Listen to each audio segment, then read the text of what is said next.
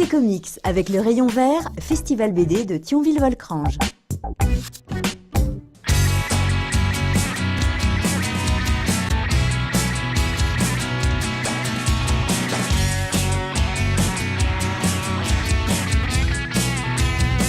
Salut tout le monde et bienvenue pour ce nouveau numéro de Côté Comics.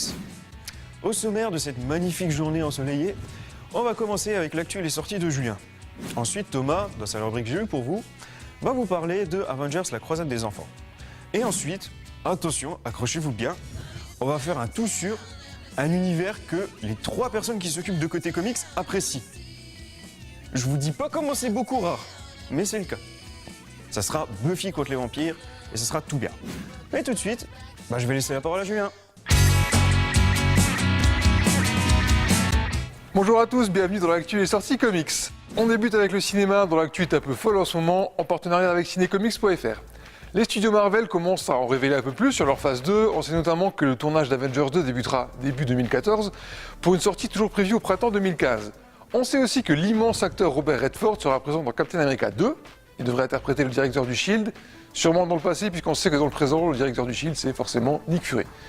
Marvel a aussi dévoilé de nombreux concept art et photos de tournage de ses films à venir, qui devraient normalement apparaître quelque part derrière moi, là, comme ça.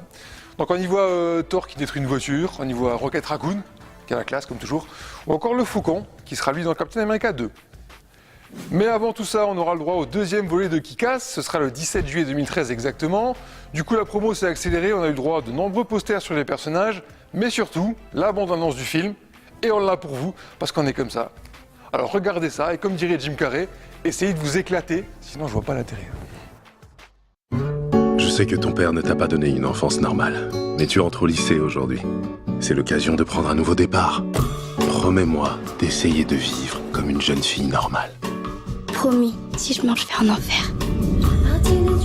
Bon allez, mesdemoiselles, au travail. Mandy, c'est à toi. 4 adversaires. Impossible de fuir.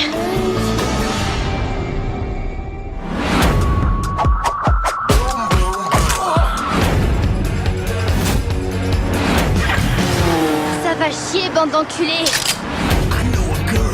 T'en as pas marre de bosser toute seule? T'as pas envie d'aller plus loin, faire partie d'une équipe? Ensemble, on peut frapper plus fort. C'est clair! Ça te dit de te joindre à nous? Qu'est-ce qui m'en empêche? Essayez de vous éclater. C'est vrai, quoi. Sinon, je vois pas l'intérêt. J'ai pas besoin de passer les 4 prochaines années de ma vie à me demander qui je suis vraiment. Vu que je le sais déjà. Je suis It Girl. Peut-être qu'elle est Gwyn. Peut-être que je vais te foutre mon pied dans ta chatte. De l'actu du côté de nos éditeurs français avec de nouvelles acquisitions. Après l'univers pulp de Dynamite Entertainment, Panini Comics s'est offert le catalogue de l'éditeur Valiant, qui a subi un renouveau il y a peu aux États-Unis. On pourra donc découvrir 2 nouvelles séries de qualité dès septembre prochain, XO Manowar et Harbinger. Glénat Comics vient d'annoncer qu'il publiera la série Fanboy contre Zombies de l'éditeur américain Boom Studio. Un gros délire qui voit un groupe de geeks affronter des zombies lors d'un Comic-Con. Tout ce qu'on aime, quoi. Urban Comics enfin, pas de nouvelles acquisitions mais des petits changements de leur kiosque. Dès le mois de mai, les séries Justice League Dark et Earth 2 rejoignent respectivement les sommaires de DC Saga et Green Lantern Saga. On passe aux sorties comics pour le mois d'avril toujours et on débute avec une grosse réédition chez Urban Comics, celle du récit historique À deuil dans la famille. C'est cette histoire qui a vu la mort du deuxième Robin Jason Todd au match du Joker en 1988. Un livre qui s'avère donc indispensable pour tous les fans de Batman, même si la qualité du récit de Jim Starlin est assez discutable et que les dessins de Jim Aparo ont plutôt mal vieilli. Un seul tome disponible le 26 avril. Urban Comics toujours qui continue de miser sur le scénariste en vogue actuellement Scott Snyder avec la publication de sa mini-série Severed, parue chez Image Comics, qu'il a coécrit avec Tufts Scott. Il s'agit d'une histoire d'horreur dans l'Amérique profonde du début du XXe siècle, un genre et une période que l'auteur maîtrise à merveille. Un récit terrifiant et de qualité, illustré par Futaki Attila, sorti là aussi le 26 avril. Du côté de Panini Comics et de Marvel, c'est Iron Man qui est à l'honneur en ce mois d'avril, et c'est bien normal puisqu'Iron Man 3 sort le 24. Vous pourrez donc retrouver plusieurs récits intéressants à des prix abordables, qui mettent notamment en scène des vilains apparus dans les films.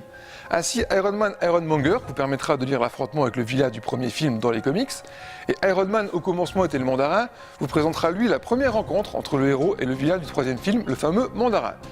Si vous êtes fan des films, le magazine Iron Man hors série numéro 1 est fait pour vous. Il propose 2 mini-séries tirées des films. La première est l'adaptation d'Iron Man 2 et la deuxième est un prologue au 3e volet de la saga. Et on finit avec le tome 2 d'Invincible Iron Man dans la collection Deluxe qui regroupe là des meilleurs runs de ces dernières années sur le personnage, celui de Matt Fraction et Salvador Larroca. Si avec tout ça vous n'êtes pas prêt pour la sortie du film, je sais pas. Non, vraiment, je sais pas. C'est déjà tout pour l'actu des sorties comics. On se retrouve donc bientôt, portez-vous bien et prenez la vie du bon côté, du côté comics.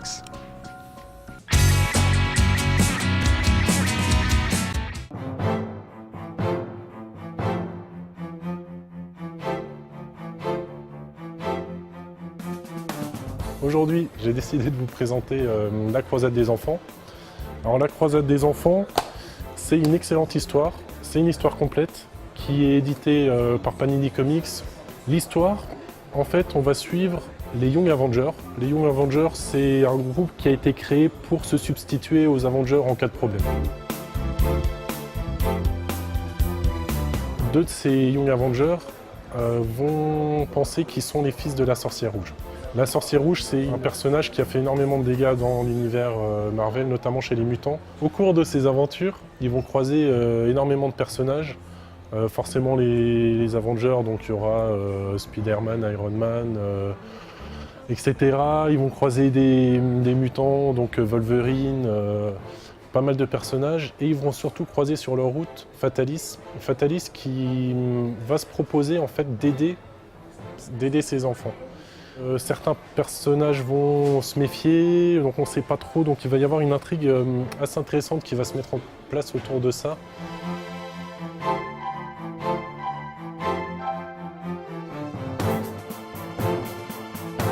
C'est une histoire qui est vraiment très sympa, c'est quand même une histoire qui est assez dense et bon, qui demande de la concentration si on ne connaît pas hyper bien l'univers, mais qui se lit vraiment très bien, qui est plein de rebondissements.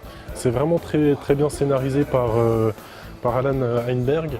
L'histoire est vraiment très bien desservie par un dessin de Jim Cheung qui est tout en couleur. Enfin, il y a une super colorisation dans les teintes mauves qui est vraiment excellente et le dessin est très dynamique, assez moderne, vraiment super sympa. C'est un festival à toutes les pages, c'est magnifique.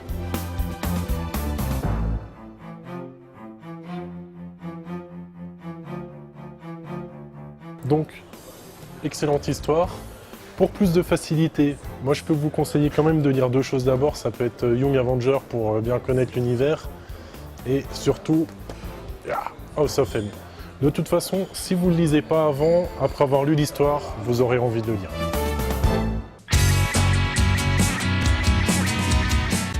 Bon, Buffy, pour ceux qui l'ignorent, je pense que vous n'êtes pas nombreux, mais si vraiment vous l'ignorez, c'est une série TV culte des années 90 créée par Joss Whedon qui s'est occupé du film Avengers dernièrement. Buffy, c'est une série qui est... Voilà, elle est comme ça. Et plus encore. 7 saisons de Bon et Loyal Service avec Sarah Michelle Gellar dans le rôle titre. Un spin-off de 5 saisons d'Angel, tout aussi bien, plus sombre, avec David Boreanaz cette fois, qui reprend son rôle d'Angel. Au niveau de l'histoire, c'est Buffy et ses amis qui combattent les vampires et les autres forces démoniaques. Elle affronte ainsi au fil des saisons le Maître, Angel, Spike, Drusilla, le Maire, Adam, Gloria, le trio, Willow et la Source. Le principe de base de Buffy, vraiment sa grande force, c'est que c'est pas juste la blonde qui tape sur les vampires, c'est-à-dire qu'il y a vraiment 50 000 axes de lecture. On peut prendre l'épisode de 50 000 façons différentes, c'est génial. Après l'arrêt de la série, il y a eu des comics. Bah oui, parce qu'il faut parler des comics un peu. Il y a eu la saison 8 de Buffy dans laquelle elle affronte Crépuscule. En France, c'est sous le label Fusion Comics, donc Panini Comics. C'est très bon, c'est la suite directe. Il y a beaucoup de liens et de retours de personnages. Bon, du coup, c'est pas forcément facile de commencer par les comics, mais bon, pourquoi pas après tout. Et sinon, vous avez la série. Promis, vous ne perdrez absolument pas votre temps à la regarder. Dans tous les cas, ceux qui ont vu la série, surtout n'hésitez pas, les comics font vraiment l'unanimité. L'univers est plus que respecté, sauf qu'il y a plus le problème des restrictions budgétaires. Et du coup, Joss Whedon, il se lâche. Il y a des métamorphoses, des géants, il y a l'armée, bon, c'est du lourd. La saison 8 a laissé sa place à la saison 9 en mai 2012. Et c'est toujours aussi bien. C'est juste que le 8, il est remplacé par le 9. Maintenant, on parle des choses qui fâchent un peu plus, à savoir le fait qu'il y ait des comics Buffy saison 1, 2, etc. Cette fois, ce n'est pas la suite, ce sont des mini-histoires qui se seraient passées au même moment que la série télé, donc au fil des différentes saisons. Des fois, c'est pas mal du tout, et des fois, à l'inverse, il y a une mise à distance avec la série télé, comme le fait que Dawn soit dans une histoire des comics dans la saison 3, alors qu'elle apparaît dans la saison 5 de la série télé. Bon, ils ont expliqué ça d'une manière, mais bon, c'est pas vraiment génial. Enfin, pour ce qui est des comics Angel, qui ont été assez longtemps absents en France, il y a d'ailleurs le gros morceau Angel saison 6 ou Angel After the Fall qui a été absent. Vous pourrez suivre par contre la série Angel and Face, une histoire qui se passe après la saison des comics Buffy, après la saison 8, et après la plupart des comics Angel, notamment After the Fall justement. Dedans, on voit Angel qui cherche à faire revenir un personnage qui a été tué précédemment, dont je vais taire le nom pour ne pas vous spoiler. Le thème de la rédemption, du pardon est encore une fois très présent. Et cette fois, la qualité est de nouveau au rendez-vous. Mais personne n'en doutait. C'est génial. Donc en résumé, cet été, lorsque vous serez en vacances chez vous, incapable de sortir à cause de la chaleur et des moustiques, vous aurez à voir la série Buffy de 7 saisons, la série Angel de 5 saisons, vous aurez à lire les 8 tomes de Buffy saison 8 en comics, les 2 tomes de Buffy saison 9 en cours, et les 2 tomes pour Angel and Face aussi en cours. Et oui, même pendant les vacances, vous aurez du boulot. Oh vache, c'est quoi ce rayon de lumière là? Super bonne idée le soleil quoi. Oh c'est génial, c'est n'importe quoi, je peux me fumer moi-même. Mais je suis un vampire. Ah ah. C'est donc la fin de ce numéro de Côté Comics, et comme Jeff il a tout cramé en fumée, c'est moi qui peux terminer, je suis content, alors j'en profite, je vais parler de ma vie. Eh ben ouais. Alors du coup, ce week-end, ce que j'ai fait... Ah ouais, aujourd'hui, je suis carrément passé de humain à vampire à esprit qui peut couper le son de Julien. Finalement, la journée, elle est pas si mauvaise que ça. Ouais, tant qu'à faire, on va le mettre la honte, on va faire un petit jeu, on va deviner ce qu'il dit, ça va être beau. Alors hier soir, je me suis couché. Je suppose qu'il s'est couché tout seul, le fleur. Il s'est fait attaquer aussi par un papillon. Alors, il a mangé une biscotte. Oui, c'est une journée classique dans l'univers de Julien. D'accord. Bon allez, on va lui remettre le son qui conclut quand même. Donc du coup, eh ben, je vous souhaite une très bonne journée à tous, très bonne soirée, et rendez-vous pour la prochaine émission. Ciao tout le monde!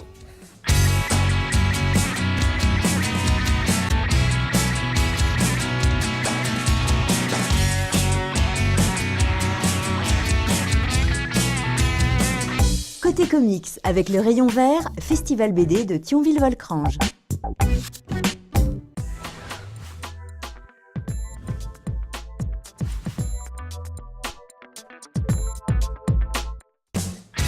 Cette émission est disponible en replay sur www.cotecomics.fr.